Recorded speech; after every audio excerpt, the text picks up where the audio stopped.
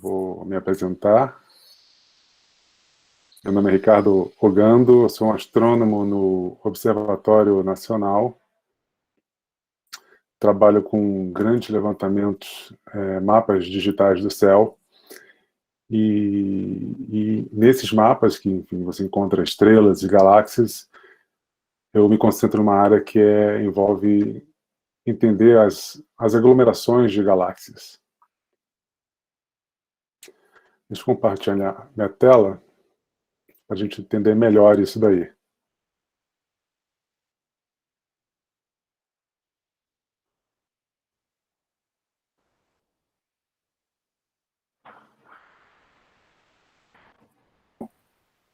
Trabalho com grandes mapas digitais do céu. Nesses mapas, você encontra estas. Eu me concentro numa área que envolve as aglomerações de galáxias. Compartilhar minha tela e entender melhor isso daí.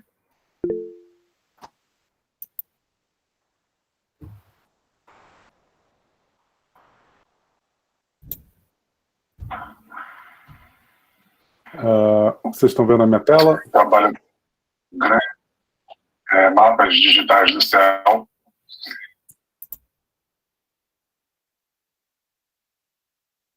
Sim? Sim, Ricardo. Legal. Tá ótimo. Estou tendo um pouco de feedback, então se alguém puder, quem puder mutar, deixar em mudo o microfone ou usar um headphone, acho que seria legal. Bom, o título é um título chamativo, Viagem no Tempo rumo a uma galáxia distante. A gente não vai pegar nenhuma máquina, construir nenhuma máquina do tempo, porque o universo é uma máquina do tempo natural. Então, cada vez que a gente olha distâncias maiores do universo, olha um universo cada vez mais distante, a gente está viajando no tempo. Por quê? A grande ferramenta da astronomia é a luz. Né? A gente estuda o brilho das estrelas, o brilho das galáxias que são compostas por estrelas, e essa luz, apesar de no dia a dia parecer instantânea, ela na verdade tem uma velocidade muito alta, mas finita, 300 mil km por segundo. Tempo de um lugar até outro. A luz, ela leva, por exemplo, 8 minutos para vir do Sol até a Terra. Né? Sempre tem essa brincadeira. Se o Sol desaparecesse do nada, a gente ia levar 8 minutos para perceber que ele desapareceu. Da mesma forma, então, se a gente quer ir até a estrela mais próxima, né, além da Terra, além do Sol, que é o sistema em Próxima Centauri, a gente levaria cerca de 4 anos-luz. Né? A luz leva cerca de 4 anos para ir da Terra, até do Sistema Solar, até essa estrela. E para atravessar a galáxia, levaria cerca de 100 mil anos-luz. E para chegar em outra galáxia grande, que é a Andrômeda, mais outros milhões de anos-luz. Né? À medida que a gente vai indo cada vez mais longe, a luz leva cada vez mais tempo para viajar. Então, quando a gente olha para galáxias, para objetos lá no início, bem distantes mesmo, né, há bilhões de anos-luz, a gente está vendo o universo quando ele emitiu a luz há bilhões de anos atrás. A luz levou todo esse tempo para chegar até a gente. Então, quando a gente observa o universo e quando a gente olha o universo cada vez mais longe, a gente está fazendo uma viagem no tempo. Isso é super legal porque a gente consegue ver uma espécie de álbum, né, dessa coisa, um álbum, a sua infância, a sua adolescência, a sua vida adulta, e, bom, o futuro a gente não consegue ver ainda, mas o passado a gente consegue ver e tentar montar a historinha. Bom, antes da gente seguir na nossa viagem, eu queria situar a gente no tempo e no espaço. A gente está aqui, né? Essa é a grande pergunta, se você está perdido. Né? Vamos começar pelo óbvio. Né? Bom, você pode achar que isso é uma coisa super óbvia hoje em dia, mas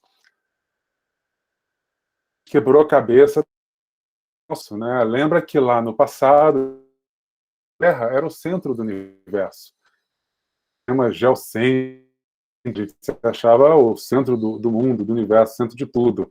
Até que se chegou, se viu que, na verdade, a Terra é apenas mais um planeta no sistema solar orbitando o Sol. A gente é o terceiro lá. Como eu falei, a gente está a uma distância de 8 minutos-luz aproximadamente do Sol. Tem mais planetas, né? Lembrando que Plutão não é mais considerado um planeta no sentido de planeta, ele é considerado bem pequeno, e tem o Caronte, que é o satélite dele, é praticamente do mesmo tamanho dele, então ele não tem razão de ser um planeta como os outros. E o sistema solar, onde que ele está? Ele está, né, mas em que ponto da galáxia? Isso daí também foi uma longa discussão, décadas, bom, até se chegar a bater o martelo onde que a gente estava na nossa galáxia, foi uma baita discussão, como a gente vai ver para frente. Né? Hoje a gente sabe que a nossa galáxia é uma galáxia espiral, como tantas outras que a gente conhece no universo, que a gente está aqui a uma meia distância, mais ou menos, entre o centro e a borda. A gente está aqui a uns 26 mil anos-luz do centro da galáxia, aproximadamente. Houve uma grande discussão antigamente, igual dentro da mesma a Terra é o centro do universo, a gente viu, não, a Terra não é o centro do universo, a gente está orbitando uma estrela, bilhões de estrelas dessa galáxia. O Sol é uma de bilhões de estrelas da nossa galáxia, que é a Via Láctea. E a galáxia,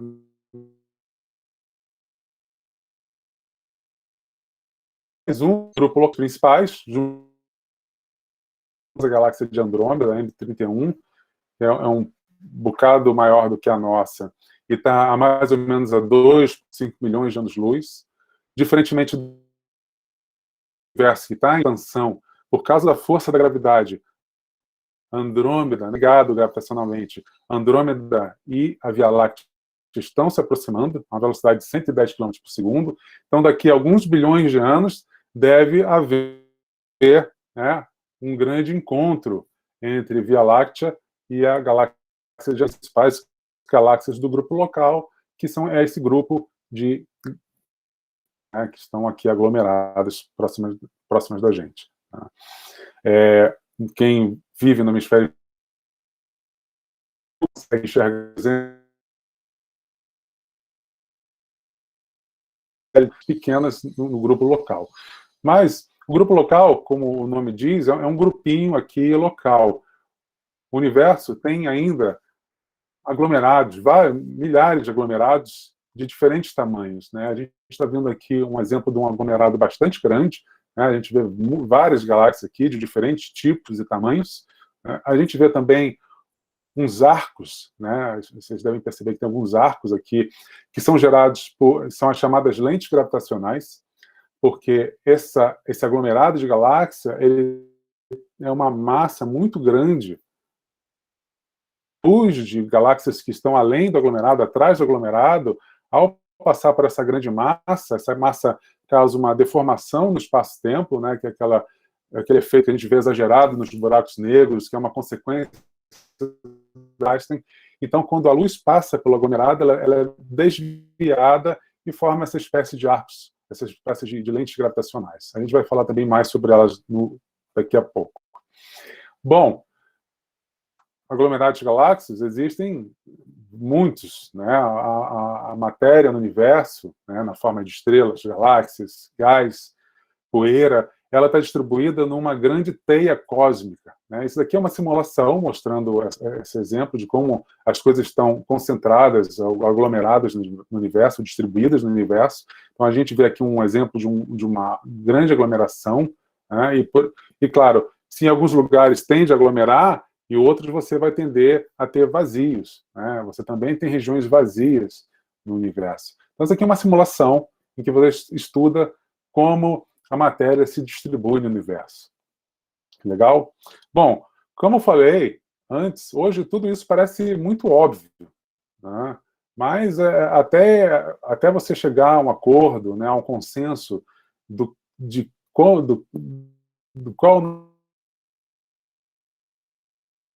de que de discussões e estudos para tentar chegar a essa resposta, né? Então, por exemplo, lá em 1920, né, a gente não sabia qual era o tamanho da Via Láctea, a nossa galáxia. E é super difícil fazer isso porque a gente está dentro dela, né? Quando a gente está dentro da Via Láctea, a gente olha para o céu à noite, num lugar escuro, a gente vê uma grande mancha no céu, esbranquiçada, que é o disco da Via Láctea, a gente está dentro desse disco, então a gente tem uma visão que não é muito privilegiada, né? A gente está de dentro, então conseguir atravessar esse disco, contar estrelas, medir a distância de estrelas, para ter uma noção de onde a gente está, é bem difícil, né? Então, qual o tamanho da Via Láctea, onde ela termina, né? E os astrônomos, os cientistas naquela época, eles já viam várias nebulosidades no céu, né? Algumas mais óbvias, como o disco da Via Láctea, era bastante nebuloso, a olho nu, mas se você usa uma luneta, por exemplo, Galileu, que foi um dos primeiros caras a usar sistematicamente uma luneta para observar o céu, você, usando a luneta, você vê que, na verdade, essa nebulosidade é composta de várias estrelas. Você tem as nuvens de Magalhães, que eu mencionei. Você também é capaz de ver M31 como uma nebulosidade. E se você começa a usar telescópios, você começa a enxergar outras nebulosidades no céu se você começa a mapear o céu de forma sistemática. E o que acontece? As pessoas não sabiam que eram essas nebulosidades. São nuvens de gás dentro da nossa galáxia, outras galáxias, né? Então isso deu um início a um grande debate. Muito antes do programa de TV, né, onde se discute se a Terra é plana ou redonda, vamos dizer assim, se deu essa discussão entre Kurtz e Shapley se a Via Láctea é tudo que se conhecia ou se era apenas mais uma de muitas galáxias no universo. Legal? Então, quem venceu esse debate, no final, foi o Kurtz, né, curiosamente. Ele que dizia que, na verdade, essas nebulosas que se observava no céu eram essencialmente galáxias parecidas com a nossa em um grande universo, enquanto o Shapley achava que eram nuvens de gás próximas dentro da nossa galáxia, que seria o universo inteiro. Então, a gente sabe hoje em dia que isso não é verdade, né? A nossa galáxia é mais uma de muitas que tem no universo afora, né? Agora, por que o universo é como é? O que define aquela teia cósmica que a gente mostrou mais cedo? Bom, essencialmente, é a força da gravidade, né? Aquela que foi realmente estudada pela primeira vez de uma maneira, né, matemática e tudo mais, pelo Sir Isaac Newton, né, da famosa historinha da maçã. O Brasil ficado embaixo de uma jaqueira, a gente não teria a teoria da gravidade, na verdade. Mas então, o Isaac Newton bolou essa teoria que fala a força, né, de que matéria atrai matéria, então a Lua ela orbita em torno da Terra por causa dessa força da gravidade, a Terra e a Lua orbitam o Sol também por causa dessa força da gravidade, e é uma força de longa distância, como a gente pode ver, né, porque os planetas, mesmo os mais distantes, Saturno, Netuno, eles estão ligados ao Sol por essa força da gravidade. E as estrelas da nossa galáxia estão ligadas à galáxia por causa da força da gravidade. É uma força de longa distância, de longo alcance, né? Ela é diferente, por exemplo, da força magnética, que é de curto alcance, né?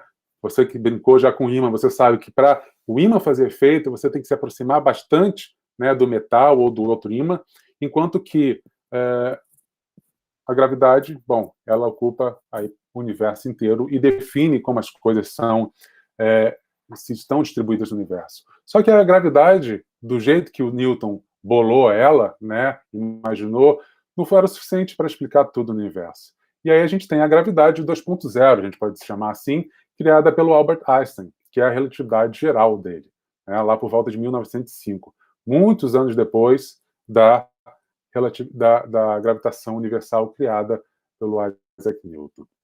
A gente mencionou lá, falando de lentes gravitacionais, a relatividade geral não fala mais só no espaço tridimensional, né, que a gente anda, eu vou para um lado, para o outro, para cima, para baixo, né, para frente, para trás, tridimensional, mas fala no espaço quadridimensional, e que a gente não consegue mostrar aqui, também o tempo, né? Então, a gente fala do espaço-tempo, e que a presença de uma massa nesse espaço-tempo é ilustrada como uma deformação, né? Como se eu tivesse um lençol e bota um peso nesse lençol e causa uma deformação. E essa deformação é que vai causar o desvio, né? O movimento das outras massas em volta dessa massa central. E, ao imaginar o espaço-tempo dessa maneira, mesmo a luz, que é uma coisa sem massa, a luz é uma onda eletromagnética, ela não tem massa, ela também é desviada por esses efeitos, e daí, por exemplo, que a gente vê as lentes gravitacionais. Quando Einstein fez essa teoria da relatividade geral, disparou uma série de novos estudos, né, feitos por ele, por outros cientistas, que nos levaram a uma compreensão melhor do universo, da cosmologia, de como o universo surgiu. Né? Na época, o Einstein imaginava um universo estático, sem expansão. Ele adicionou uma tal de constante cosmológica às suas contas, uma constante para deixar o universo estático. E, bom, logo depois, o Edwin Hubble, que é o astrônomo cujo nome batiza o telescópio espacial, ele observou que em expansão, não era nada estático. Conseguiu observar que galáxias, quanto mais distante uma galáxia, maior a velocidade de afastamento da gente, que o universo estava em expansão. Bom, isso deixou o Albert Einstein muito triste, como a gente pode ver aqui, né? Mas, enfim, abriu todo um leque do universo. Por exemplo, o conceito de que se o universo está em expansão hoje, se você tocar o filme do universo para trás, você pode imaginar que estava tudo concentrado em um lugar só no passado. E daí vem a ideia, por exemplo, do Big Bang, né, que estaria todo o universo concentrado num ponto só no passado e depois explodiu, teve um período de inflacionário, de inflação, expansão muito rápida e passou a expandir, chegando ao que a gente tem hoje. Nesse ponto, a gente tem alguma pergunta? Sandra? Até o momento, não. Nós temos aqui a participação, estamos com 28 pessoas. Ana Clara Braga, Camille, o Observatório Nacional também entrou aqui, estamos com os nossos colegas assistindo. Lucas dos Santos, Vitor Luquezzi, Ana Fernanda, Matheus, Camille, Li Jordão, Samara. Legal. A Ciência e Pesquisa da Educação Básica também está presente. Podemos seguir. Obrigada. Maravilha. Então, falando, né, você vê toda a história, né? Entender o nosso lugar no universo. Só um instante. Para a gente entender o nosso lugar no universo, né? O que era feita a nossa galáxia. Que a nossa galáxia era mais uma de várias, né? E aí medir as galáxias e a distância delas foi um processo também longo de entendimento do universo, né? Então vamos falar um pouquinho, só dar um pouco mais de detalhes de como a gente mede distância, né, no universo. Tem toda uma escala de distância, são vários passozinhos, que começa com a tal da paralaxe, que é similar, bom, ao que acontece quando você está olhando para um ponto com um olho aberto e o outro fechado, né? Se você fizer essa brincadeira, você vê que o ângulo, né, que você olha as coisas muda, né? E tanto mais quanto mais próximo você estiver da coisa ou da pessoa. E o que acontece? Quando a Terra está de um lado da órbita, né, e aí 6 meses depois ela vai para o outro lado da órbita, a mesma estrela, ela está vendo essa estrela com diferentes ângulos de visada, né? E a gente sabe essa distância daqui da base desse triângulo, a gente consegue calcular esse ângulo daqui também, certo? E então, usando a trigonometria básica, né, você consegue definir qual é a distância da estrela. Tá? Então, esse é um método, um método básico na astronomia para você medir distância.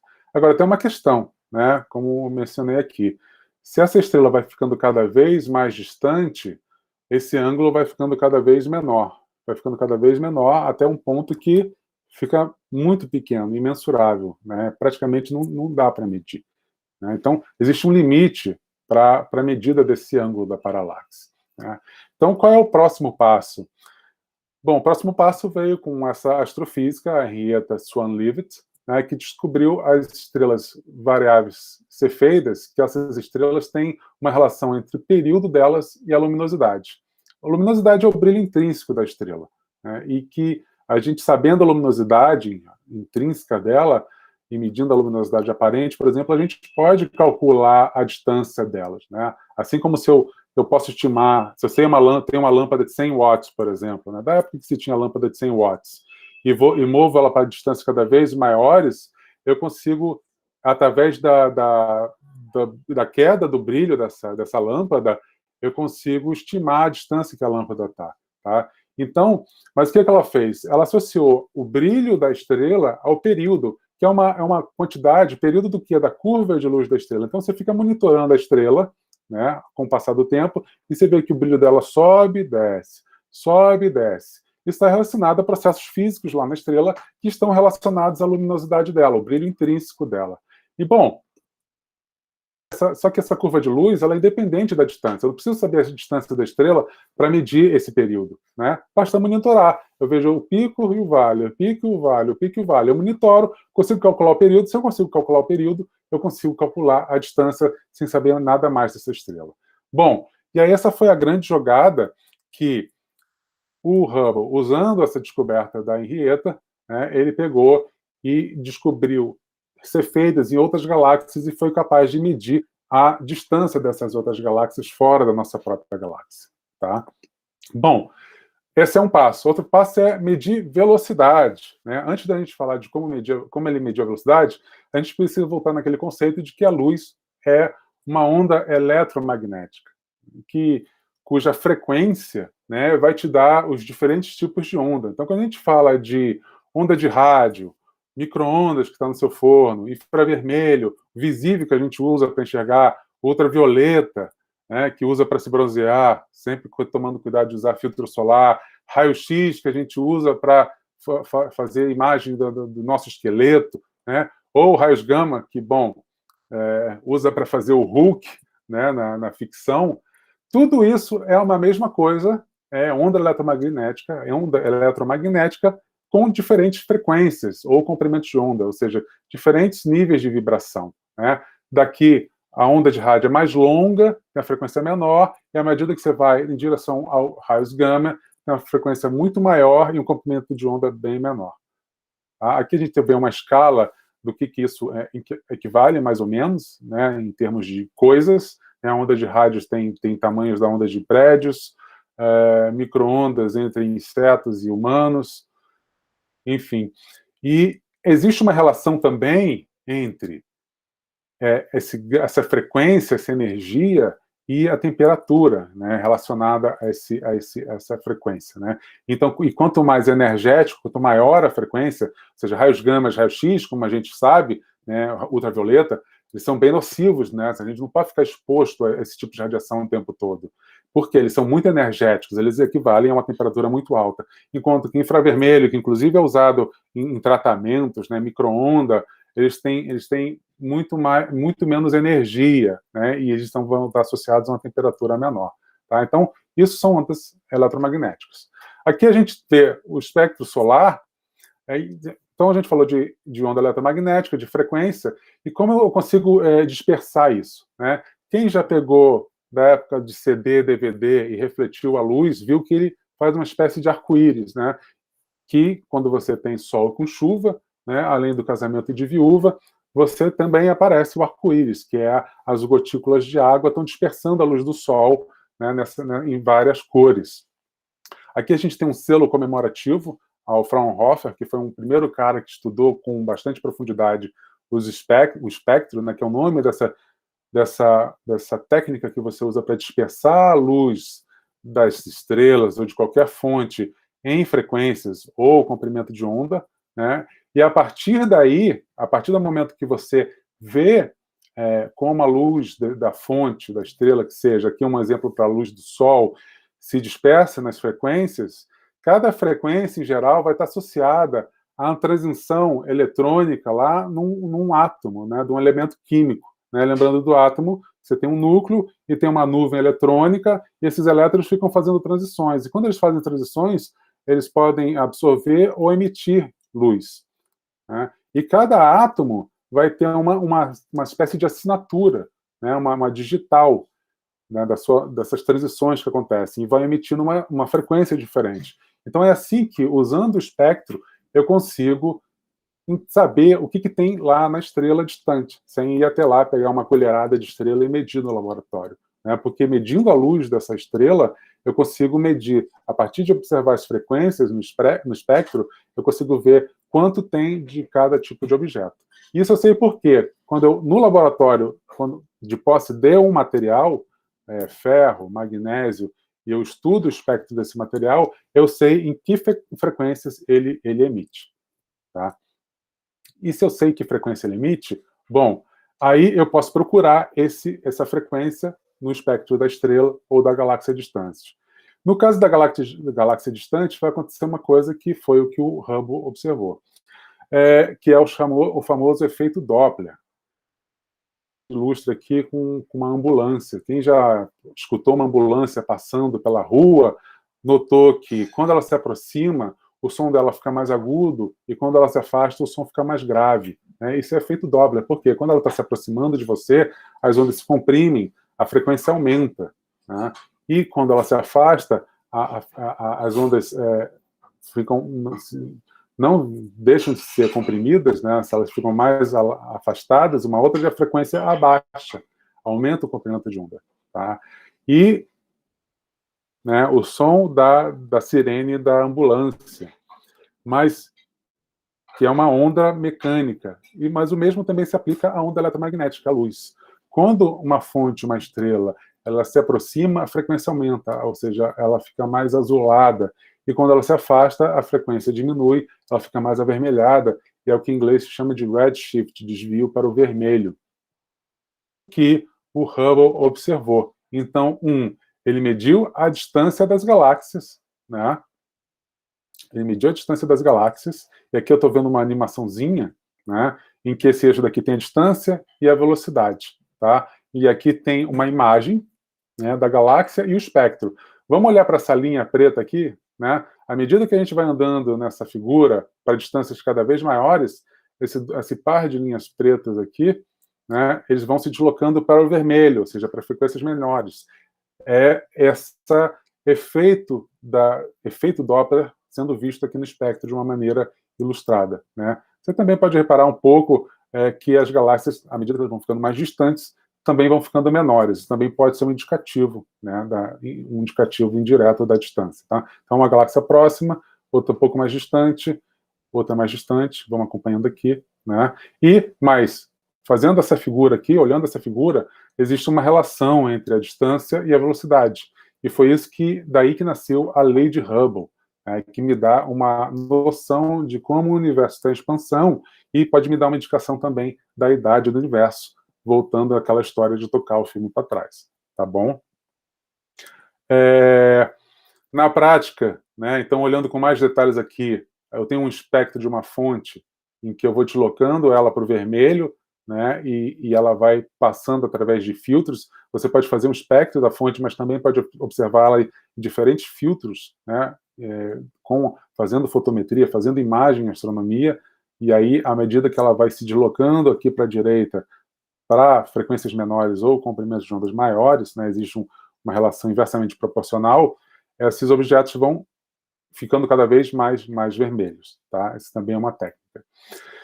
E a expansão desse entendimento, né, o Hubble mapeou um punhado de galáxias. Né? Na década de 80, 90, se começou a mapear milhares de galáxias usando essa técnica de espectro, e se fez os primeiros mapas de grande estrutura no universo, e se começou a ter noção daquela teia cósmica que a gente falou lá no início, né? Da teia cósmica. Então está aqui uma espécie de bonequinho, né, onde as galáxias se concentram. A partir da década dos anos 2000, né, até hoje, começaram os grandes projetos para mapeamento do céu, observando milhões de galáxias. Né? Então, realmente, a partir daí, você ganhou um novo entendimento da estrutura no universo. Então, aqui a gente vê nessas duas bandas aqui, essa é uma figura mostrando uma direção angular e a distância, né? Então é como se a gente estivesse vendo vendo com uma visão bem fina, assim, olhando o universo, olhando o universo distante aqui e num dado ângulo, né? Então isso aqui são observações. Isso aqui são observações em que a gente tem consegue ver estrutura em grande escala, né? A tal da teia cósmica, onde as coisas tendem a se concentrar e outras tendem a ficar vazio. E aqui são simulações, são feitas no computador. Você consegue, usando toda a física lá feita por Newton, até mesmo Einstein, né, fazer cálculos para dizer onde que a galáxia vai estar, em que instante, como o universo vai evoluir, né, analisando como se fosse uma caixa cheia de partículas e deixa esse universo evoluir. E aí você vê que as simulações reproduzem muito bem, né, o que a gente entende do universo. Alguma dúvida, pessoal? Até agora estão tímidos. Eu gostaria de agradecer a presença do professor Luiz Carlos Araújo Ribeiro, de Itabuna, Bahia, e dos alunos do 2º Colégio Militar do Estado do Rio de Janeiro. Legal. Quem quiser, né, também perguntar pelo chat do YouTube, né, por mensagem de fumaça não vai dar certo, mas mandem perguntas, tá? Para eu não ficar falando sozinho aqui. Obrigada. Muito bem. Tá. Agora, tem um detalhe aqui, né? Então, voltando, a gente está vendo o universo, observações de verdade nessas duas partes aqui dessa figura, tá? Então, como se eu estivesse olhando de cima, né, o universo, vamos dizer assim, e olhando uma quina dele, né? E aqui a distância, né, em bilhões de anos, ou o redshift, que está ligado àquela coisa que eu falei do desvio para o vermelho, e as simulações aqui, ou seja, as simulações do universo, né, nosso entendimento do universo, em princípio, está bem bom. Mais ou menos, tem coelho nessa cartola, né, tem segredo. O que acontece? Essas simulações, essencialmente, são feitas para a tal da matéria escura. Né? O que é matéria escura? A matéria escura é uma matéria misteriosa, que ninguém sabe o que é. Ela é invisível, ela não emite luz. Né? Talvez o nome melhor até para ela fosse, ao invés de matéria escura, fosse matéria invisível. Ela é meio fantasmagórica, porque ela não interage, ela atravessa, ela é não interagente, né? Então ela se atravessa e atravessa as outras coisas. Ou seja, se isso acontece, ela não gera esse movimento que é a matéria comum, do qual a gente é feito, né, de aglutinação, de dissipação de energia, de atrito, de bater e ficar. Né? Ela simplesmente se atravessa.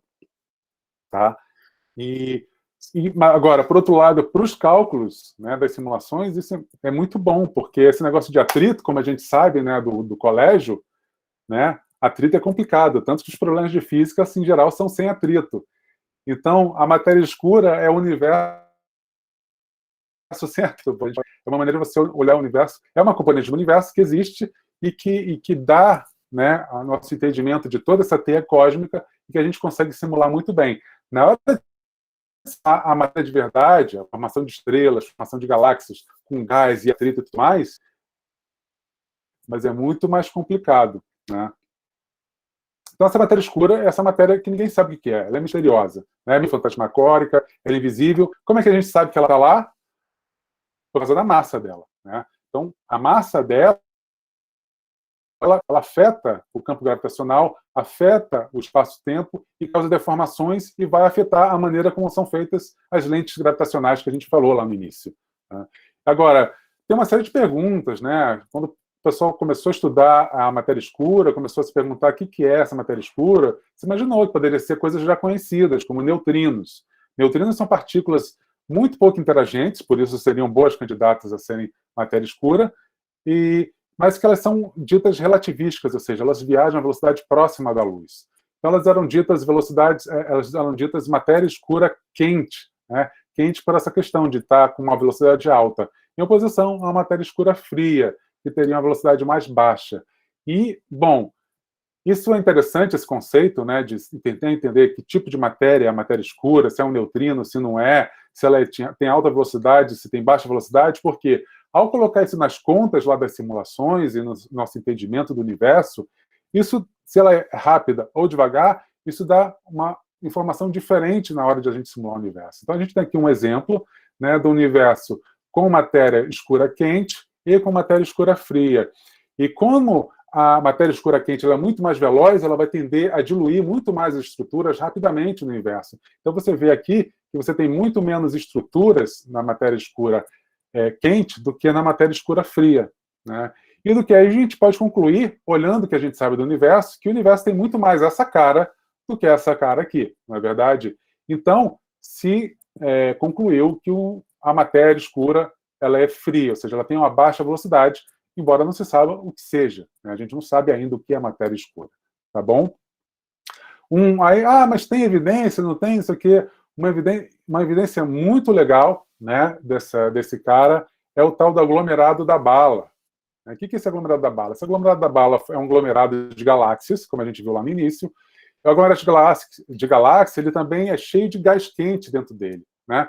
Como o aglomerado está cheio de galáxia, e galáxia está cheio de estrela, e as estrelas explodem como supernova, tem buraco negro supermassivo no centro da galáxia, que também joga jato quente. Então, todos esses processos nas galáxias, que geram gás quente, esse gás quente pode ficar aprisionado no poço de potencial ou ser gerado por outros processos na própria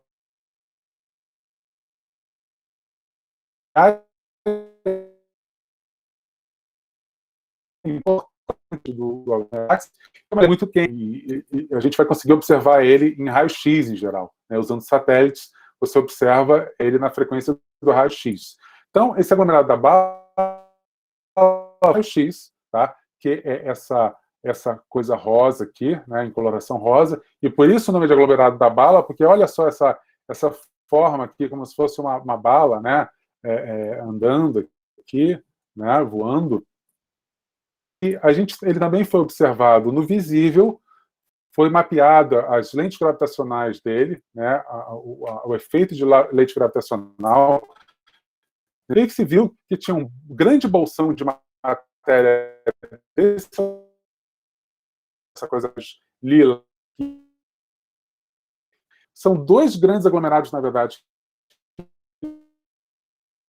Lente 1, tá? Está aqui, e o gás de matéria normal, né, que interage, que bate, tem atrito, né, ele está restrito a essa região aqui, e a gente vê essa forma daqui de bala, né? Então, existe uma desconexão, apesar isso aqui é um aglomerado, né? Se você olhar, você tem um monte de galáxia concentrada aqui, mas o bolsão de matéria escura está separado, né, do gás que teve um outro grau de interação, né? Então, esse gás bateu, interagiu, ficou ali, e o bolsão de matéria escura está separado. Isso foi uma grande evidência da existência dessa matéria escura, né, esse tal do aglomerado da bala. Hoje em dia, o que a gente entende do universo aqui, né, representado aqui de delicados ou jujuba, dependendo do estado em que você está, né? A gente sabe que matéria é uma pequeníssima parte, a matéria comum da qual a gente é feito, as estrelas e tudo mais, é uma pequeníssima parte do universo, cerca de 4%. Né? A matéria escura é cerca de 24%, tá? Ou 26%, enfim, depende de onde você está. E da ordem de mais de 70%, fechando aí a conta, você tem a energia escura, né? Aí agora você me pergunta, né? Eu deveria perguntar, o que é essa energia escura? A gente já falou de matéria escura, agora também tem energia escura? Pois é. Essa foi uma novidade que apareceu aí lá por volta de 1998. Chegou a ganhar o Nobel de Física, a observação dessa tal de energia escura, que é um nome dado a coisa que a gente também não sabe o que é, né? Ou seja, boa parte do universo feito, né? Matéria escura, energia escura, que é a maior parte do universo, a gente não tem a menor ideia de que é feito, e se batizou de energia escura, né? Tem um bebê assustado aqui, por quê? Porque o universo que a gente já sabia que estava em expansão, lá desde o Edwin Hubble, né, e que imaginava-se talvez que essa expansão pudesse ser freada devido à ação da gravidade da matéria do universo. Na verdade, se descobriu que essa expansão estava acelerada, né, e se descobriu isso observando supernovas, enfim, que a gente vai falar um pouco mais a seguir. Então, esses três caras aqui receberam o Prêmio Nobel em 2011 pela descoberta dessa expansão acelerada do universo, que foi batizada de energia escura. Tá? Como é que eles viram isso? Eles observaram um tipo especial de supernova, supernova tipo 1A, que é a explosão de anã branca num sistema binário. Você tem uma estrela anã branca, que é a fase final de um tipo de estrela, e uma outra estrela que evolui, né, e cresce, e a matéria pode começar a cair nessa anã branca. E ao cair matéria na anã branca, ela tem um limite de matéria, ela tem um limite que ela chega um momento que ela não aguenta mais queda de matéria nela, já chega e explode. E ela explode de uma maneira bastante característica, né? Por isso que ela é chamada de vela padrão. E você pode, se você observar essas supernovas explodindo em diferentes galáxias no universo afora, você pode usar ela para estimar, por exemplo, a distância dessa galáxia. Tá? E o que esses caras encontraram, a gente tem aqui alguns exemplos de supernovas observadas em galáxias. Então, aqui é o ANTS, né, observações feitas com Hubble aqui. Você tem... Isso aqui é a galáxia, e a supernova, em geral, pode ter um brilho que é até concentrado, né, que supera o brilho da galáxia inteira.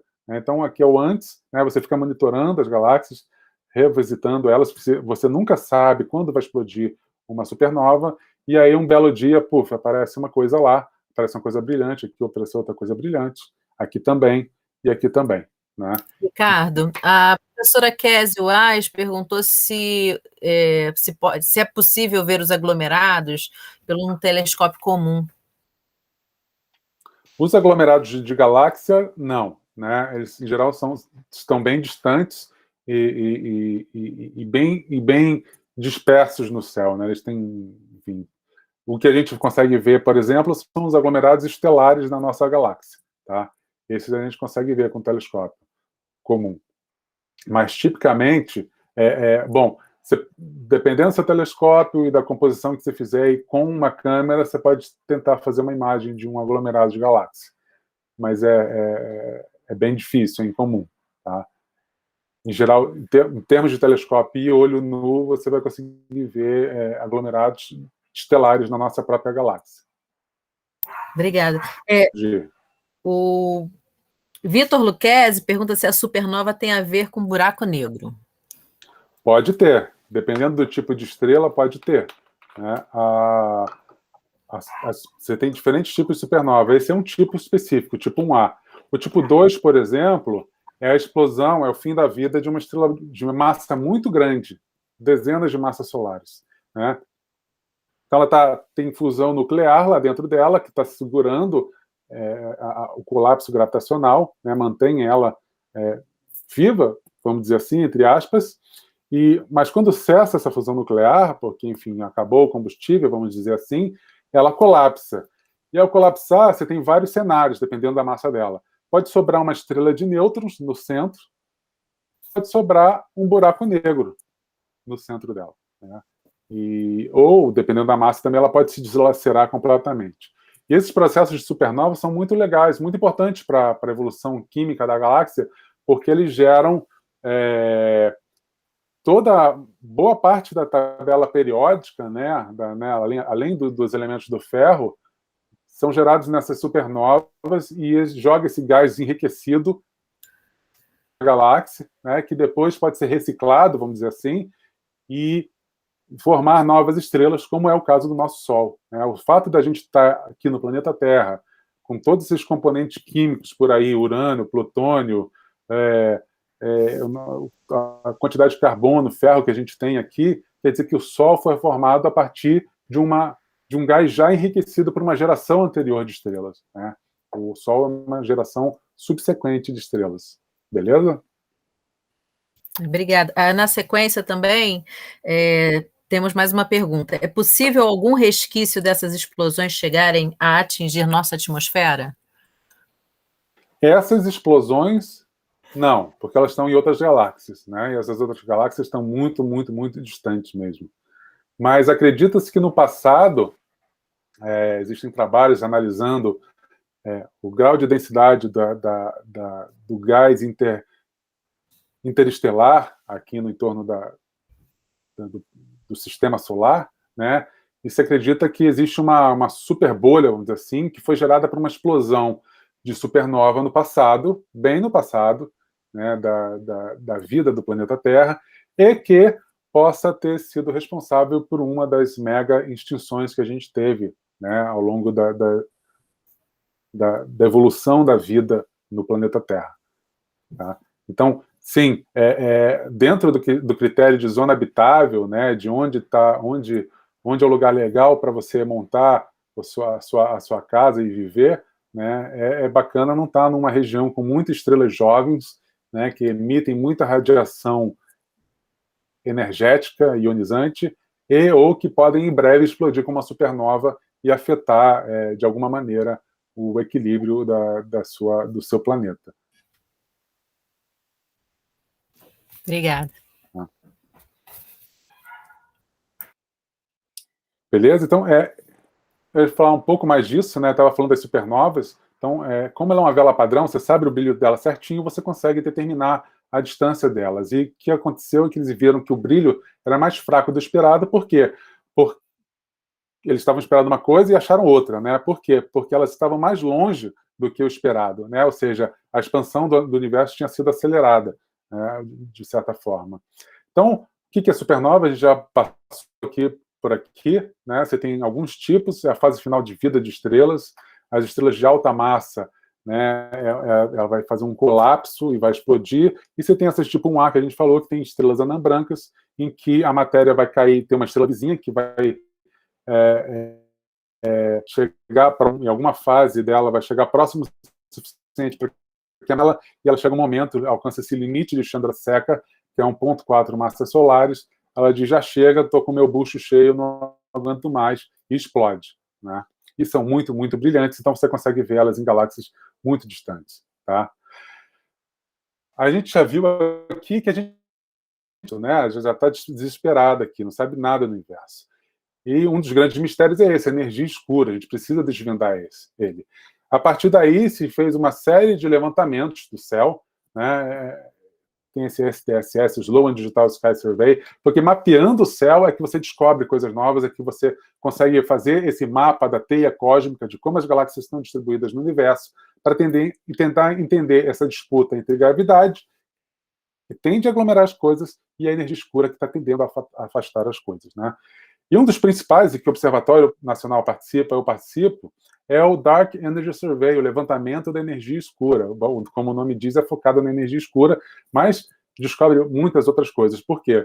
Ele usa um telescópio no Chile, o Blanco, né, que tem 4 metros, ou seja, tem um baita espelho, construiu uma câmera nova para isso, né, a Dicam, a gente consegue ver aqui uma imagem dela com uma pessoa aqui do lado para ter uma escala, vocês terem uma ideia do tamanho dessa câmera. Tá? Essa câmera daí, que é um pouquinho maior só, né, do que a câmera do seu celular, ela tem cerca de 570 megapixels. Então você consegue fazer imagens com muita grande definição do universo e muita sensibilidade. Né? Tá aqui tudo nela é bastante superlativo. Né? Esse daqui é o obturador, a lente corretora dela, também em comparação com uma pessoa, tudo bastante grande aqui. Né? E qual é o resultado concreto disso? Né? É você ter imagens belíssimas. E aqui a gente vai dar um zoom. Né? Isso aqui é um mosaico dos detectores dessa câmera de 570 megapixels, né? E a gente vai conseguir dar um zoom nelas e ver com bastante definição fontes, né? Além dessa galáxia daqui que está próxima, que a gente vê bastante bem, a gente consegue ver estrelas e galáxias bastante fracas e distantes. Né? Isso é fundamental para a gente entender. Né? Ela tem uma característica também bastante legal, bastante interessante, que o campo dessa câmera é bastante grande, que vale a 14 luas cheias no céu, ou seja, ela consegue mapear regiões bastante grandes.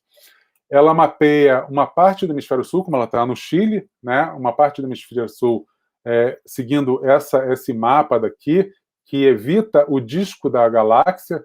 Como ela quer observar galáxias distantes, o disco da nossa galáxia, que é cheio de estrela que está aqui, atrapalha muito. Então, quem está interessado em estudar cosmologia, observar galáxias distantes, evita observar o disco da galáxia. Tá? Então, a gente está vendo um mapa uma projeção aqui esférica, aqui tem o disco da galáxia, e ele vai, aqui a gente vê as nuvens de Magalhães, e ele vai fazer uma faixa aqui também, cobrindo o Equador, para poder calibrar as observações.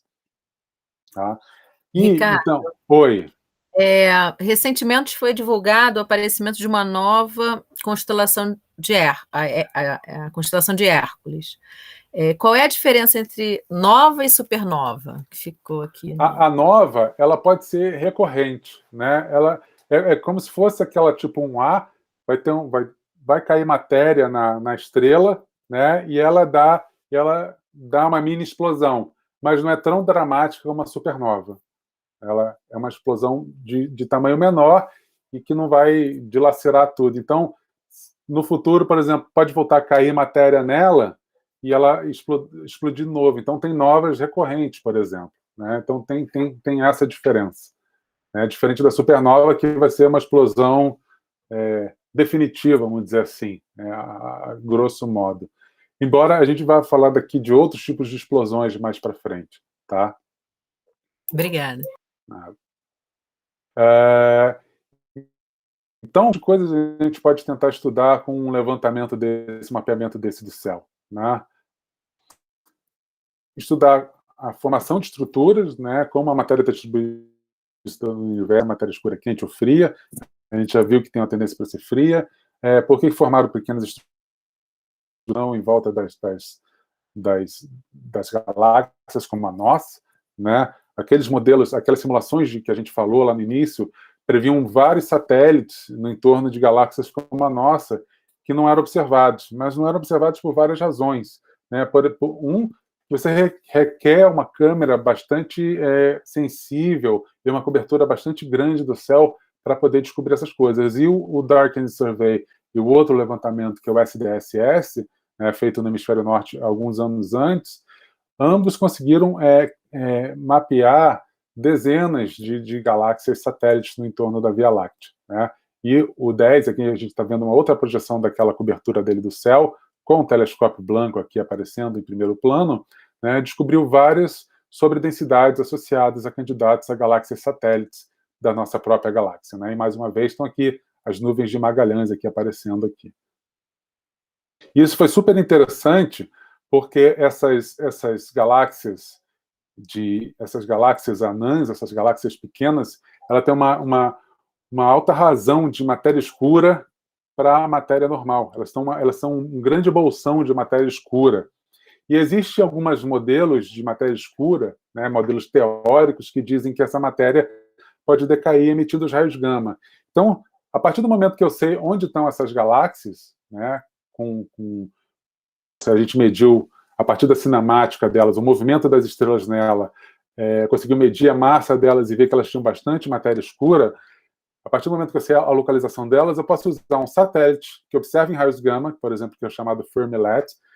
Em geral, tudo que é raio-x, raios gama, são todos observados por satélites espaciais, porque a nossa atmosfera bloqueia boa parte desses raios, né, felizmente. E esse satélite, esse telescópio espacial, que observa em raios gama para esses bolsões, para essas galáxias anãs vizinhas da nossa, e tentar observar se havia emissão ou não de raios gamas vinda desse decaimento, desse suposto decaimento da matéria escura, não se encontrou nada. Né? Realmente não se observou nada vindo dali. Então foi uma descoberta bastante interessante e já botou para escanteio várias teorias do que seria a matéria escura. Tá? Ricardo, então, oi. Você falou da supercâmera, né? E esse gráfico aí do lado tem uma diferença de cores, e aí tá no slide anterior, estava matéria escura, está quente ou está frio? Qual seria essa relação, né, do quente, frio e das cores que aparecem nesse legal. espectro? O tá quente, está frio está relacionado com aquilo que eu falei da formação de estruturas, né, dessa daqui. Né? Então, se ele está quente, se a matéria escura é quente, ela é muito rápida e ela dilui rapidamente as estruturas. Né? A formação de estruturas aqui é um mapa de estrutura aqui, onde é como se estivessem concentradas as galáxias aqui no universo. Tá? E se ela é fria, ela é mais lenta, o movimento dela, a velocidade dela é menor, você tende a formar mais estruturas, né? Ela não dilui tanto a formação de estruturas. As galáxias se distribuem nessas regiões. Tá? Então, isso é o que está relacionado ao quente e frio. Aí, lá naquela figura, que, desculpa, eu acabei não explicando direito, né? Quem vê isso todo dia acaba... Então, que é como se fosse uma imagem em raios gama da região da galáxia satélite. Tá? E esse mapa de cor aqui é como se fosse um mapa de intensidade dos raios gama. Né? Então, se tivesse alguma emissão de raios gamas aqui, você teria uma coisa mais amarelada. Né? Esse é um mapa de cor, né? Onde o mais escuro tem pouca emissão, né? E o mais claro tem muita emissão. E o que a gente vê é que não tem emissão nenhum detetável nessa região, né? Onde estaria a galáxia. Aqui tem uma fonte, né? Fica bastante claro que aqui tem uma fonte, mas na galáxia per se, que estaria nessa região daqui, né, não há nenhuma emissão detectável de raios gama, que é o que estaria associado ao decaimento da matéria escura. Tá? E aí, no Então, caso, qual a cor seria para a gente perceber que está tendo essa emissão do raio gama ou não? Se nessa imagem daqui, com esse mapa de cor, né, então é como se fosse uma imagem, uma foto mesmo, né, em raios gama. Então, se houvesse, seria algo como isso daqui. Né? Isso aqui é alguma fonte próxima que emite em raios gama. Tá? Mas é uma fonte que me parece pontual, né? É alguma outra fonte. Aqui deveria haver algo difuso, né? Um brilho difuso, mais claro, algo brilhante, mais claro, difuso aqui, para indicar que a matéria escura está emitindo raios gama. Então, só para ficar um pouco mais claro, né, esse mapa de cor aqui, que é um mapa de calor, né, também em geral se chama de mapa de calor, não tem relação direta com aquele conceito da matéria escura. Tá? Aqui ela está mapeando a intensidade, né, na imagem. Né? Então, aqui tem uma fonte, aqui não tem. Né? E, segundo as teorias, se a matéria escura é de um tipo que decai e emite raios gama, deveria haver algum brilho aqui. Né? Algum brilho que a gente não vê. Né? Aqui tem um pouquinho de brilho, aqui tem onde está marcado, e aqui tem um brilhão, mas na região da galáxia, que é essa região central aqui, não tem nada. Tá bom? Obrigada. Beleza. A outra coisa, né, quanto mais a gente observa, mais coisas a gente descobre. Então, a outra coisa revolucionária, que não foi feita pelo Dark Energy Survey, pelo levantamento da energia escura propriamente dito, mas foi feita pelo LIGO, que é o Observatório de Ondas Gravitacionais, foi, bom, como o nome diz, a observação 2, né, em 2015. E foi uma observação da colisão de buracos negros. Então, lá da relatividade geral, você tem um par de buracos negros de origem estelar, né? Então, lá, imagina a supernova com uma massa de dezenas a centenas de massas solares, explodiu e sobrou um buraco negro lá no centro, e esses buracos negros se encontram ou fazem parte de um sistema que já existia ali, né? E eles estão em órbita, e nessa órbita eles vão emitindo ondas gravitacionais e vai dissipando energia, e essa órbita eles vão se aproximando até que, bum, colide. Quando tem essa colisão, ele emite um surto de ondas gravitacionais que foi detectado pelo LIGO, ou LIGO. E, bom, a onda gravitacional é uma nova janela do universo que a gente desconhece completamente. A gente vai tentar tatear isso com o que a gente já conhece, ou seja, vai observar em outras frequências, né, de ondas eletromagnéticas, por exemplo, visível, por exemplo, com a câmera do Dark Energy Survey. Então, o LIGO, na sua montagem original, na sua primeira detecção, ele me dizia assim, olha, a fonte da onda gravitacional está nessa região daqui. Uma região bastante grande, né? É igual se eu chego para alguém na rua e peço uma informação, como é que eu faço para ir no lugar tal? E o cara fala, é por ali, ó, é por ali. Não ajuda muito, né? Não ajuda muito. Então, o LIGO, mais ou menos na sua primeira configuração, fez isso. Né? Ele não tem uma resolução espacial muito grande para dizer de onde veio a fonte. E aí que entra a vantagem de você ter uma câmera gigante, né, que cobre 14 luas cheias no céu, para cobrir rapidamente o lugar, né, a região de onde ele acha que veio a observação. E, mais uma vez, né, ele não encontrou nada, o que é bom porque a gente estava... o sinal dessa onda gravitacional era coerente com a fusão de buracos negros, e cuja não deveriam emitir nada em luz, né? Muito diferente de uma outra detecção posterior do LIGO de ondas gravitacionais associadas à colisão de estrelas de nêutrons. Sim, devem emitir alguma coisa. E ao procurar, usando a DECAM e uma rede de telescópios do mundo afora, né, em diferentes frequências, em várias frequências, aí sim se encontrou uma contrapartida, se encontrou uma fonte associada, né, próximo ao lugar de onde veio a onda gravitacional. Tá? Opa! Espero que não tenha dado gatilho aqui, ninguém, né? Tem um plantão. Não sei se quem está ligado nas redes sociais ou nas notícias de hoje, viu que esse mesmo observatório, esses observatórios de ondas gravitacionais, anunciaram hoje a observação de uma coisa também completamente nova.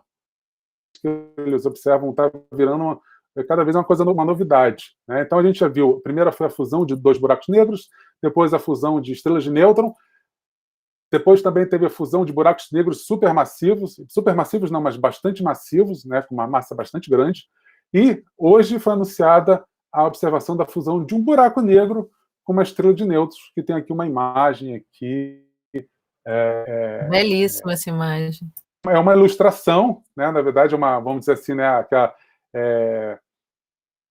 uma ilustração artística, né, uma arte ilustrando essa fusão dos dois, né, mas é belíssima e é algo totalmente novo, inusitado, e que cada vez mais, à medida que a gente observa com ondas gravitacionais, esses objetos, né, que nunca antes tinham sido vistos assim de uma forma tão direta, né, se é que é possível dizer isso, que eles foram observados de forma direta, mas isso te dá uma nova compreensão completamente diferente do universo, né? Então, essa é uma notícia fresquíssima que saiu hoje.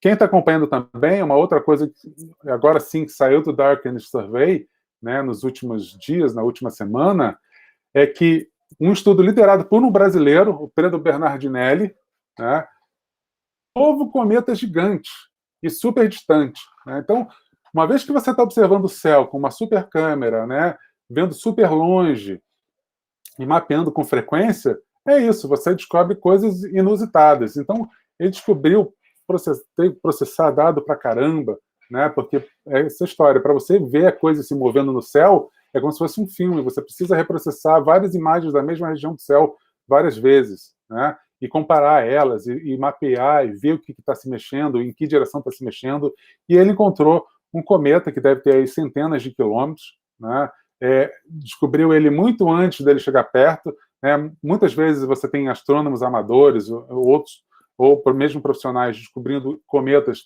quando eles já estão mais ou menos perto, né, esse, graças à acessibilidade do sistema, ele foi descoberto bastante longe, ele não vai chegar perto da Terra, pelo que se estima da órbita dele, lá por 2031 ele deve chegar no máximo perto de Saturno, mas de qualquer forma vai ser perto o suficiente, né, para apontar os telescópios e tentar aprender o máximo possível desse cara, que é um cometa de longuíssimo período, né, a gente fala do cometa Halley, que tem aí cerca de 76 anos de período, esse cara aí, sei lá, tem milhões de anos. Né? Então não façam planos de vê-lo, né, na sua volta. E ele vem lá dos confins do sistema solar, realmente de uma nuvem primordial, né, que guarda a informação sobre a formação do sistema solar, que está lá, como se fosse uma geladeira cósmica, vamos dizer assim, um freezer, onde tem um monte de pedrinha, né, no entorno do nosso sistema solar, e que não sofreu muito com a radiação solar, não sofreu interação dos impactos que houveram aqui no sistema solar mais interior, e que são considerados fósseis bastante originais da formação do sistema solar. Então é bem interessante descobrir esse cometa com tanta antecedência e poder acompanhar ele ao longo dos anos, né? Ou seja, a gente tem quase 10 anos aí para acompanhar ele de perto e ver como ele evolui, como a cauda dele evolui, que tipo de composição ele tem. E, claro, um monte de gente já está pensando, claro que é super complicado esse tipo de coisa, em enviar uma missão, né, uma sonda para ele, para tentar estudá-lo. mas, obviamente, que a escala de tempo de você planejar uma missão espacial e executar é da ordem de década e fica bastante apertado esse tipo de coisa. Tá? Bom, então essa também é uma descoberta fresquinha, né, vindo do Dark End Survey. Está de parabéns o Pedro e o Gary Burstyn, que fizeram essa descoberta. Eles fazem um trabalho incrível descobrindo objetos transnetunianos, que inclusive ajudaram a vincular uma série de modelos que dizem haver ou não haver um novo planeta, nono planeta no sistema solar. Então, são trabalhos muito, muito interessantes, muito legais. Tá? Então, voltando só então, para o nosso universo distante, desenhando um pouco melhor, ilustrando melhor aquele conceito das lentes gravitacionais que a gente falou. Né? Então, a gente tem aqui um aglomerado de galáxias, né, bastante massivo, com todas a massa das galáxias, a massa da matéria escura que está ali, do gás quente, tudo isso deforma o espaço-tempo. Então, uma galáxia, atrás dele, quando você... E a gente está aqui na Terra olhando para essa galáxia, a luz dela é desviada pelo aglomerado e fazem as imagens das lentes gravitacionais. Tá? E, então, a gente tem exemplos, né, como a gente viu lá no início, de lentes fortes, bastante visíveis aqui, né, tem uns arcos, né, no entorno do aglomerado de galáxias, mas também existe uma coisa chamada lente fraca, que é bastante sutil, e que o 10 fez os maiores mapas dessas lentes fracas. E ao fazer o mapa dessa lente fraca, o que consegue medir é a massa do aglomerado, o quanto ele está deformando o espaço-tempo. Né? Então, o 10 fez esses maiores mapas da densidade de matéria escura e da matéria propriamente dita no universo. Né? Então, isso aqui é uma figura do céu de uma região coberta pelo 10, tá? Onde esse mapa de cor aqui está me dizendo que nas partes mais azuladas tem pouca matéria e nas partes mais avermelhadas tem muita matéria. E aí, eu posso conferir isso. Tá? Como é que eu vou conferir isso? Eu estou mostrando aqui uma imagem de uma região onde está aqui avermelhado. Você pode ver que tem uma concentração de galáxias aqui. Outra região avermelhada, mais distante, você tem aqui uma aglomeração, são galáxias mais distantes, por isso estão pequenininhas aqui. Agora, se olhar para um lugar azulado, compara a densidade de fontes de galáxias. Aqui cheio de galáxias distantes, pequenininhas, e aqui nada, vazio. Né? Aqueles vazios que a gente falou. Então, realmente é um mapeamento da densidade de matéria no universo. Né? E isso nos traz essas informações sobre como as estruturas se formaram no universo e tudo mais. Bom, está dando a hora. A gente já chegou até aqui a um universo distante, né, fazendo a nossa viagem com uma ida e volta que permite a nossa velocidade dos slides aqui. Mas eu vou encerrar por aqui. Descobertas. Quanto mais se observa, mais coisas se descobre, coisas cada vez mais diferentes que causam aquela coceira na cabeça, assim, o que está acontecendo? Que coisa engraçada, né? Que coisa curiosa, diferente, matéria escura, energia escura, ondas gravitacionais vindas de diferentes tipos de fontes, o que está acontecendo? E as pessoas vão cada vez observando cada vez mais, tentando em busca de respostas. Fica por aqui. Muito obrigado e aberto a perguntas. Obrigada, Ricardo. Foi muito esclarecedor. A gente está aqui no chat, agradecendo a participação, né, de todos os alunos. Temos aqui alunos do CETIC, da Escola Municipal Sebastião Ferreiros, segundo Colégio Militar, do Corpo de Bombeiros do Estado do Rio de Janeiro, CETIC, Peter Pan, em Vassouras, a ON está presente, o professor também Luiz Carlos Araújo Ribeiro de Itabuna, Bahia, que é professor de Educação Básica. Nós não temos mais nenhuma pergunta. Quanto tempo? Quanto tempo de estudo, Kézia? Kézia fez uma pergunta aqui, agora eu não sei. Bom. No chat, sim, no chat do canal? Ou... No canal, mas eu acredito que ela esteja interagindo com os alunos aqui. É porque ficou vago. Esclarece aí, Kézia, para gente. É para os alunos, né? Ela estava interagindo com os alunos ali. Enfim, hoje, né, nós começamos, e eu gostaria só de falar um pouco do evento, né, que nós estamos encerrando agora a transmissão do primeiro dia da 5ª edição da CIMA-Vale, que é a Semana Intermunicipal do Vale de Astronomia do Vale do Café.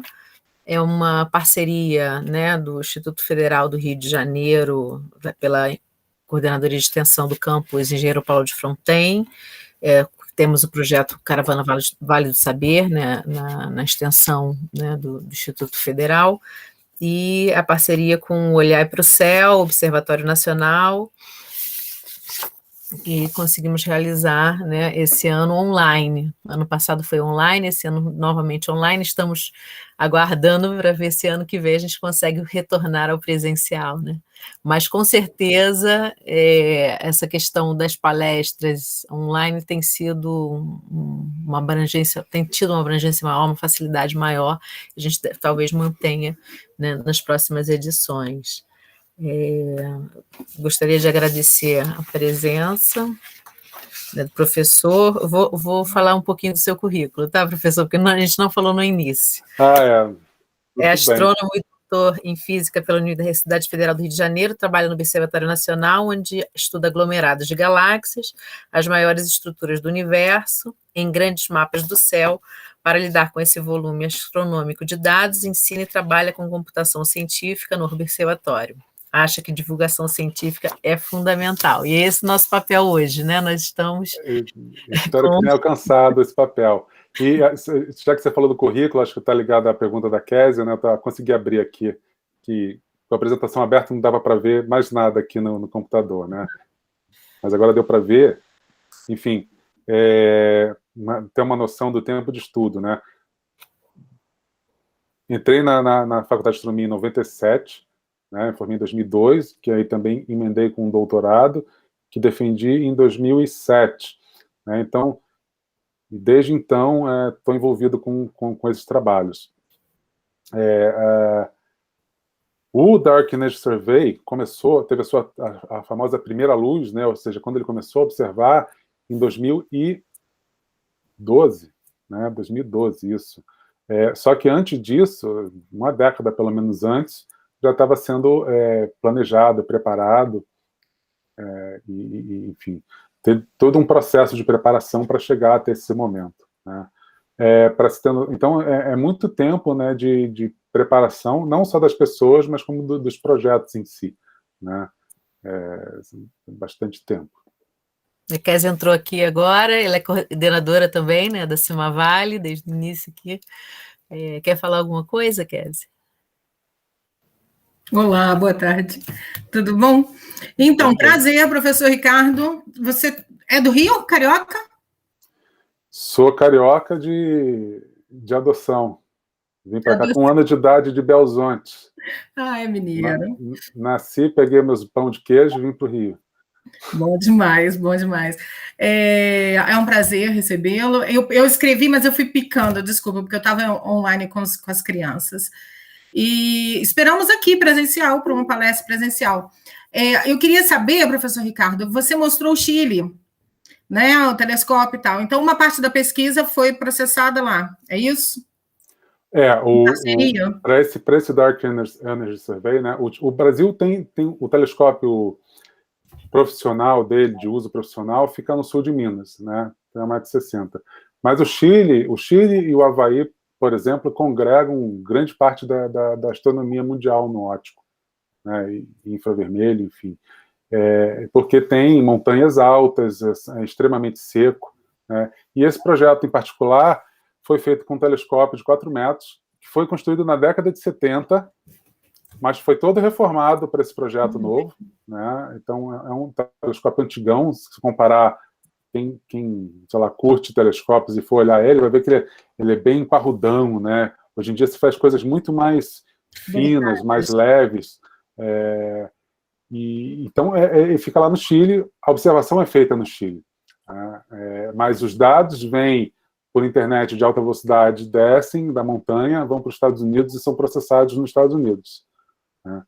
E aí lá que se geram, as imagens são analisadas, são processadas, e são gerados catálogos dos objetos. Catálogos que é o quê? É você dizer onde a posição, a forma, o brilho das fontes, sejam elas estrelas, galáxias, né? E também pode te dar uma estimativa de distância. No Brasil, existem centros, né, que processam esses dados também, que analisam esses dados, bom, dependendo do tipo de análise que for, você consegue fazer no seu laptop ou não. Claro que para esse projeto, por exemplo, são 300 GB de dados por noite. Imagina, 300 GB de dados por noite, se você tem um HD de 1 tera no seu computador, em 3 dias, mais ou menos, já foi embora, né? Isso, enfim, só os dados brutos. Isso daí multiplica, né, porque na hora de processar tudo mais. Vai refinando, né? Então, você precisa de uma estrutura de algoritmos e de computadores, supercomputadores, para processar isso, né? Não é uma tarefa simples. Então, e por isso que esses projetos, hoje em dia, são feitos por grandes colaborações internacionais, né? Não tem condição de você, com um grupo, eu sentar e, sei lá, no observatório, sozinho, né? Vou mapear o céu inteiro né? Não vai dar muito certo, não. Né? Não dá para nós duas fazermos, não, Kézia. Bom, existem... Nada é impossível. Existem caminhos. Não, esse é um caminho, mas existem outros caminhos. Né? Existem outros caminhos. Eu acho que a parceria ela é sempre mais inteligente. É uma forma mais inteligente de executar qualquer projeto. Porque várias pessoas têm visões diferentes. Então, você amplia sempre. Você está sempre em crescimento, né? Tem um colega, Jim Menes, um colaborador, que ele fala que o grande barato de você participar desses projetos não é o acesso a dado. Porque, enfim, em geral, a astronomia tem uma cultura de, depois de alguns anos, disponibilizar os dados, né, para o público. E então você pode pegar os dados e, se você tiver recurso computacional, processar esses dados em casa, né, ou no seu escritório, no seu trabalho, que seja. Só que o grande barato é essa interação, né, você participar, de interagir e ter uma troca, né. Então isso é bem legal. Um estudante meu de doutorado defendeu ano passado um trabalho bem bacana, eu sou suspeito para falar, mas acho bem bacana, que eu brinco que é uma nova balança cósmica. O aglomerado de galáxias, ele tem uma luz fantasmagórica que é super difícil de observar. O que é essa luz fantasmagórica também, usando uma força de expressão? São estrelas que ficam soltas no espaço intra-galáxias, né? O aglomerado de galáxias é um monte de galáxias, mas entre as galáxias tem estrelas que estão soltas. E o brilho é muito tênue, o brilho é muito fraco. Então, mas graças a instrumentos como esse, você consegue observar, para muitos deles, esse brilho, né, com bastante precisão, enfim, para vários tipos de aglomerados. E aí, usando o conhecimento da colaboração, foi também medida a massa dos aglomerados usando o método mais tradicional, que é usando as lentes gravitacionais, que a gente falou aqui, e comparou com o brilho dessa luz fantasmagórica, que é super difícil de medir, e viu que tinha uma boa relação entre elas. Né? Então, se a gente pensar lá na balança da feira, né, com os pesos dos dois lados, eu tenho até aqui meu pezinho aqui, de feira, com uma interrogação, né, porque qual é o peso? Né? Então, se a gente tem a balança, de um lado tem as lentes gravitacionais e do outro tem essa luz intraaglomerada, essa luz fantasmagórica, você vê que elas mapeiam bem uma e a outra, né? E aí esse foi o grande barato do trabalho dele, né? Enfim, isso foi possível graças ao trabalho colaborativo com esse pessoal. Né? E deixa eu te fazer uma pergunta prática, assim, né? Vocês estudam e criam e teorizam e tudo, e depois compartilham essa informação. E a forma mais eficiente que eu vejo do trabalho de vocês terem em proporção é essa, do que a gente está fazendo hoje, né? Que é você abrir live e tal. Mas fora isso, como é que vocês ficam no mundo de vocês da astronomia? Ou como é que vocês expandem esse conhecimento assim de forma real, prática, concreta? Bom,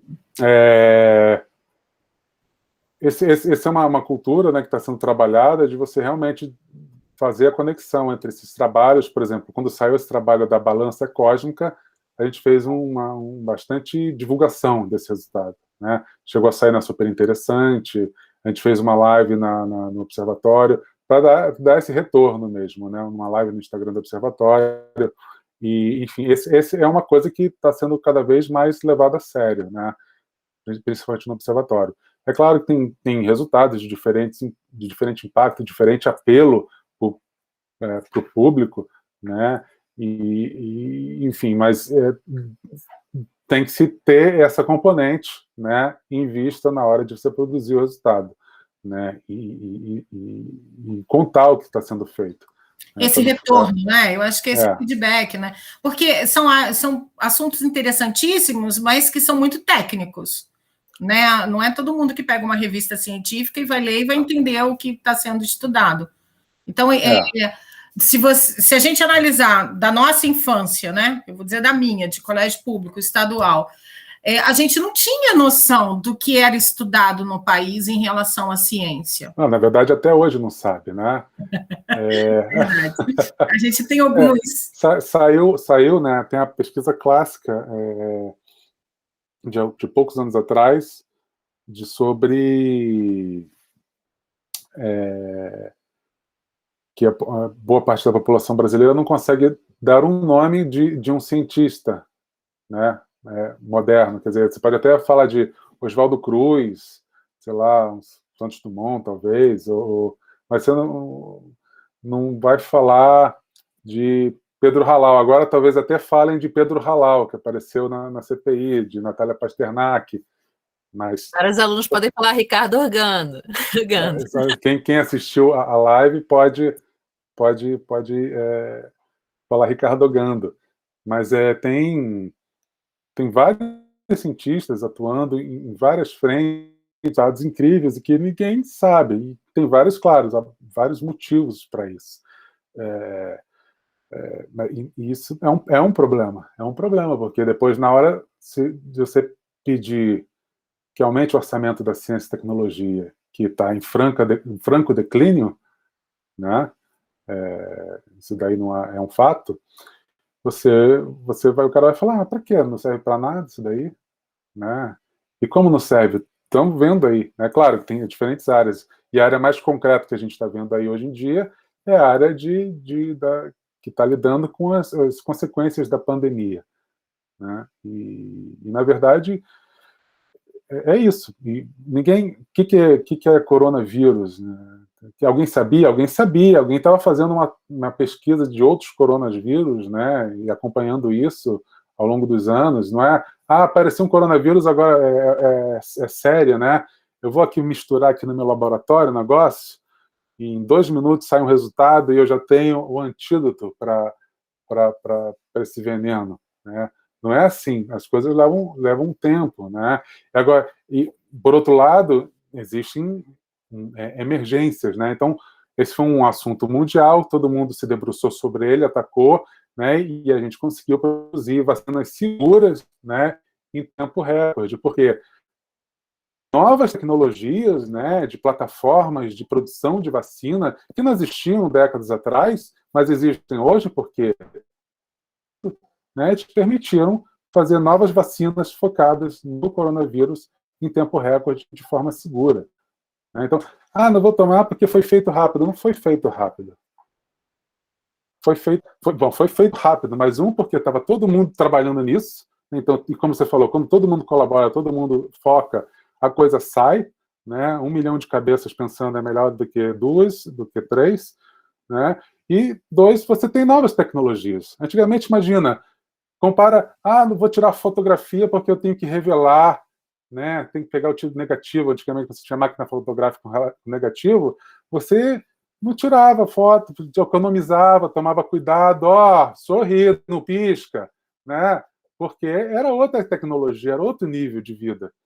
E aí você tinha que depois lá na Sonora, né, na Kodak, revelar, esperar não sei quantos dias para ver, ai meu Deus do céu, botou o dedão na frente da lente, né? Era outro tempo, outra velocidade. Era outro tempo. Agora você viajava e perdia todas as fotos, não tinha nenhum registro. Além disso. Agora eu pego meu celular, tiro 200 selfies num dia só, posto em diferentes lugares, as coisas evoluem, as coisas mudam a velocidade, né? Sim. Então é isso. Bom, isso é só um aspecto, né? Tem aspectos que várias pessoas de várias áreas se debruçaram isso porque tinham outras expertises, né? Outras habilidades que poderiam ser aplicadas ao estudo da pandemia. Algumas tiveram bons resultados, outras nem tanto, né? O pessoal brinca que um bando de economistas resolveu modelar a pandemia. A pandemia acaba amanhã, né? Obviamente está errado esse resultado, né? Obviamente, infelizmente. Mas com um monte de gente estudando, se debruçando sobre o problema e as coisas boas sendo filtradas, né, e trazidas, né, e sendo aplicadas, né, e hoje está bastante na cara, né, está bastante na cara. Não precisa nenhum estudo grande técnico, né, para ver que os países em que você vacinou, ou as cidades que você vacinou bastante gente, como já se sabe há muito tempo, em todos quanto é doença, né, se você vacina a população, a doença vai embora. Olha só, que novidade, né? E é isso. E se você tem uma pesquisa sendo mantida, né, quando acontece alguma coisa, essa pesquisa pode estar já com uma solução encaminhada, né? Exato, você não tem que correr atrás, né? O pessoal conta no início de que as cepas relacionadas ao tipo de vírus tinham sei lá, poucos grupos que trabalhavam com isso, né? E que, imagina, se não tivesse um grupo tentando entender o que é um tipo de coronavírus, né? O que é esse tipo de cara, fala, coronavírus, o que é isso? Deixa pra lá, quando aparecer a gente se preocupa. Imagina a perda, né, de tempo que ia ser, né? Então, é muito difícil planificar, né, o conhecimento básico, e esse é uma espécie de conhecimento básico, agora tem uma aplicação bastante concreta, né? Você nunca sabe de onde vai sair, né? Ninguém acorda pensando assim, quando crescer eu quero fazer a tela de celular de maior resolução do mundo, né? Não é isso que move as pessoas. Indústria, mas não é o que move a pessoa. A pessoa vai falar, eu quero ver a galáxia da melhor forma possível na tela do meu celular. Legal. O que eu preciso para fazer isso? Vou fazer uma tela de maior resolução, né?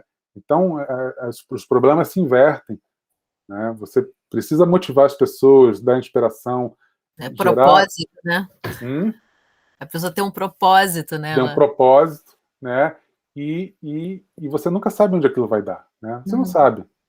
Não tem como você saber definir. E aí, pensando nisso, você, né, teve doutorado, você teve toda uma vida. Você começou cedo a pesquisa, quer dizer, teve a possibilidade de estudar, fazer algum tipo de pesquisa no ensino básico ainda? Ou no ensino básico, não.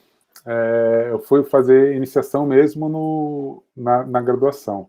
Eu não sei se existe um caminho clássico, mas eu entrei meio que tardiamente na astronomia. Eu comecei vendo documentários, né, como o Cosmos, do Carl Sagan, Olhando para o Céu, do Valmir Cardoso, O Mundo de Bickman, várias coisas de ciência que foram me despertar mais tarde, né? Não era que desde pequeno fazer astronomia.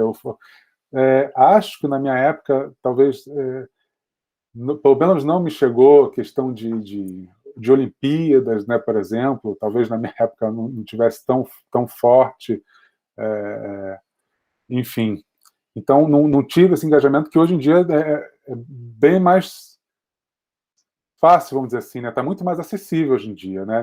Desse ponto de vista, lives e canais no YouTube falando de astronomia e Olimpíadas e treinamentos e tudo mais, está muito mais acessível do que, sei lá, há mais de 20 anos atrás, vamos colocar assim, né? E quando mal e mal se tinha internet, né, na realidade, né? Mal e mal se tinha internet. Então, não comecei cedo, considero que comecei tardiamente, né? Não tinha um telescópio em casa para ver o céu, nem nada.